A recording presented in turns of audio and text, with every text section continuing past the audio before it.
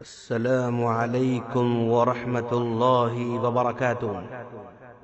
سامعین، آداب زندگی میں ہم آپ کا استقبال کر رہے ہیں۔ آج کے اس مجلس میں ہم آپ کو پڑوسی کے آداب کے تعلق سے کچھ باتیں بتانے جا رہے ہیں۔ سامعین، پڑوسی تین طرح کے ہوتے ہیں۔ ایک وہ ہوتے ہیں جو کہ کفر کی حالت میں ہوتے ہیں، ان کا بھی ہم پر ایک حق ہے۔ دوسرے وہ ہیں جو مسلمان ہیں اور پڑوسی بھی ہیں، تو ان کے دو حقوق ہم پر بنتے ہیں۔ تیسرے وہ ہیں جس کے تین حقوق ہیں، جو ہمارا پڑوسی بھی ہے، مسلمان بھی ہے، رشتہ دار بھی ہے، تو ان کے تین حقوق ہم پر بنتے ہیں۔ حضرت عائشہ صدیقہ رضی اللہ تعالی عنہ کہتی ہیں، اللہ کے رسول صلی اللہ علیہ وسلم نے فرمایا، جبرائیل علیہ السلام پڑوسی کے لیے برابر ہمیں وصیت کرتے رہے، یہاں تک کہ مجھے یہ خیال پیدا ہوا کہ اس کو کہیں وارث نہ بنا دیں۔ بخاری کی روایت ہے۔ ابو شریح کہتے ہیں، نبی کریم صلی اللہ علیہ وسلم نے فرمایا کہ اللہ و آدمی واللہ و آدمی مومن نہیں، واللہ و آدمی مومن نہیں، اللہ کی قسم و آدمی مومن نہیں۔ پوچھا گیا کون اللہ کا رسول، کون مومن نہیں؟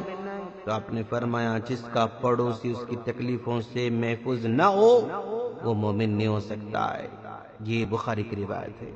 اور جو شخص اللہ تبارک و تعالی پر ایمان رکھتا ہے اس کو چاہیے کہ پڑوسی کو تکلیف نہ دے، کیونکہ حضرت ابو ہریرہ رضی اللہ تعالیٰ عنہ کہتے ہیں، اللہ کے رسول صلی اللہ علیہ وسلم نے فرمایا، جو شخص اللہ اور قیامت کے دن پر ایمان رکھتا ہے وہ اپنے پڑوسی کو تکلیف نہ پہنچائے۔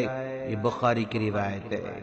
جو پڑوسی کو تکلیف دے گا وہ جہنمی ہے، کیونکہ ایک شخص اللہ کے رسول صلی اللہ علیہ وسلم کے پاس آیا اور کہا، اللہ کے رسول، فلاں عورت کے تعلق سے مشہور ہے کہ وہ بہت زیادہ نفل نماز پڑھتی ہے، صدقہ و خیرات کرتی ہے، بہت زیادہ روزے بھی رکھتی ہے، لیکن اس میں خرابی یہ ہے کہ اس کی زبان سے اس کی پڑوسن محفوظ نہیں ہے۔ تو اللہ کے رسول صلی اللہ علیہ وسلم نے فرمایا وہ جہنمی ہے۔ اور ایک عورت کے بارے میں کہا گیا، اللہ کے رسول، نہ وہ زیادہ نفل ادا کرتی ہے، نہ زیادہ صدقہ و خیرات کرتی ہے، نہ بکثرت روزے رکھتی ہے، لیکن اس میں خوبی یہ ہے کہ وہ اپنے پڑوسن کو تکلیف نہیں دیتی ہے۔ تو اللہ کے رسول نے فرمایا وہ جنتی ہے۔ یہ مسند احمد کی روایت ہے۔ وہ شخص خوش نصیب ہے جس کا پڑوسی اچھا ہو، کیونکہ اللہ کے رسول صلی اللہ علیہ وسلم نے فرمایا، وہ شخص خوش نصیب ہے جس کو اچھا پڑوسی ملے، کشادہ گھر ملے، اچھی سواری ملے، نیک بیوی ملے، تو یہ خوش نصیب آدمی ہے۔ یہ مستدرک حاکم کی روایت ہے۔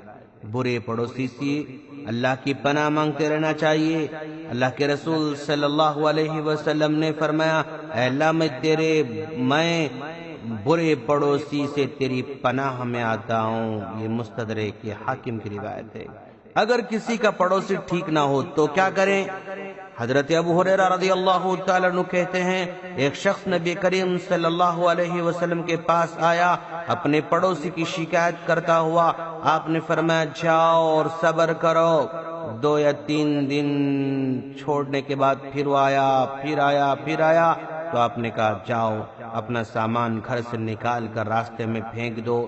اس نے اپنا سامان راستے میں ڈال دیا۔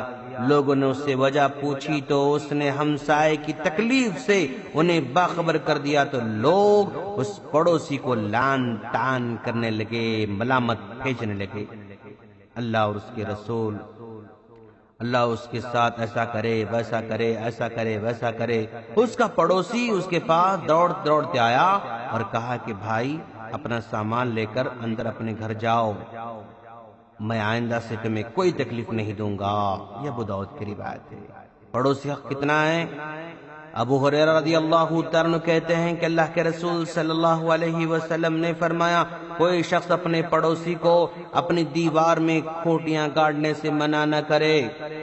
پھر ابو ہریرہ رضی اللہ عنہ کہتے ہیں کہ کیا بات ہے، میں تم کو اس حدیث سے روگردانی کرنے والا پاتا ہوں، واللہ میں تمہارے مونڈھوں کے درمیان گاڑ کے رکھ دوں گا۔ بخاری کی روایت ہے۔ چھوٹے چھوٹے تحفے تحائف دیتے رہیں۔ اما عائشہ صدیقہ رضی اللہ تعالیٰ عنہ کہتی ہیں، ایک آدمی نے عرض کیا، اللہ کا رسول، میرے دو پڑوسی ہیں، ان میں سے کس کو ہدیہ بھیجوں؟ تو آپ نے فرمایا، ان دونوں میں سے جس کا دروازہ تمہارے قریب ہو اس کو تحفہ بھیجو۔ یہ بخاری کی روایت ہے۔ کبھی سالن اچھا بنائے تو پڑوسی کا خیال کرے۔ حضرت ابو ذر رضی اللہ تعالیٰ عنہ کہتے ہیں، اللہ کے رسول صلی اللہ علیہ وسلم نے فرمایا، اے ابو ذر، جب تو سالن پکائے تو اس کے شوربے کو زیادہ کر لے اور اپنے پڑوسی کا خیال کرنا۔ یہ مسلم کی روایت ہے۔ پڑوسی کو اتنا بڑا حق ہے کہ جب بھی اپنا مکان یا زمین فروخت کرنی ہو تو سب سے پہلے پڑوسی سے پوچھ لینا ہوگا کیا وہ خریدنا چاہتا ہے۔ ابو رافع نے سعد بن مالک رضی اللہ تعالیٰ عنہ کے ہاتھ ایک گھر 400 مسقال کے عوض فروخت کیا اور کہا کہ اگر میں نبی کریم صلی اللہ علیہ وسلم کے ارشاد فرماتے ہوئے نہ سنا ہوتا کہ پڑوسی شفاء کا زیادہ مستحق ہے تو میں تم کو مکان کبھی نہ بیچتا۔ یہ بخاری کی روایت ہے۔ اگر پڑوسی کفر کی حالت میں ہو، حضرت عبداللہ بن عمر رضی اللہ تعالیٰ عنہ کہتے ہیں، انہوں نے ایک بکری ذبح کی اور فرمایا، میرے یہودی پڑوسی کو ہدیہ کرو، کیونکہ میں نے اللہ کے رسول صلی اللہ علیہ وسلم کو فرماتے ہوئے سنا ہے، جبرائیل مسلسل مجھے پڑوسی کے حقوق کے بارے میں وصیت کرتے رہے، یہاں تک کہ مجھے خیال ہوا کہ عنقریب اسے وارث بنا دیں گے۔ یہ ابو داؤد کی روایت ہے۔ اکثر ایسے ہوتا ہے کہ ہم اپنے گھر کے سامنے کا کچرا پڑوسی کے گھر کے سامنے ڈال دیتے ہیں۔ ہم اپنی گاڑیاں اپنے گھر کے سامنے کھڑے کرنے کے بجائے پڑوسی کے گھر کے سامنے کھڑا کر دیتے ہیں۔ سب بد اخلاقی ہے دوستو۔ لوگ ان کو دعوت دیتے ہیں جن کا کبھی کبھی آمنا سامنا ہوتا ہے، لیکن جس پڑوسی کا ہر دن آمنا سامنا ہوتا ہے اس کو بھول جاتے ہیں۔ لوگ ان کو بلاتے ہیں جو ان سے بہت دور رہتے ہیں، لیکن جو پڑوس میں رہتا ہے اس کو بھول جاتے ہیں۔ اکثر مالدار پڑوسیوں کا بہت خیال کیا جاتا ہے، لیکن غریب پڑوسیوں کو بھول جاتے ہیں۔ مالدار پڑوسی کی بہت عزت کی جاتی ہے، لیکن غریب پڑوسی کی کوئی عزت نہیں کی جاتی، جبکہ غریب پڑوسی کی دلجوئی زیادہ کرنا چاہیے۔ ہم لوگ زندگی بھر پڑوسی کے برے ہونے کی شکایت کرتے رہتے ہیں۔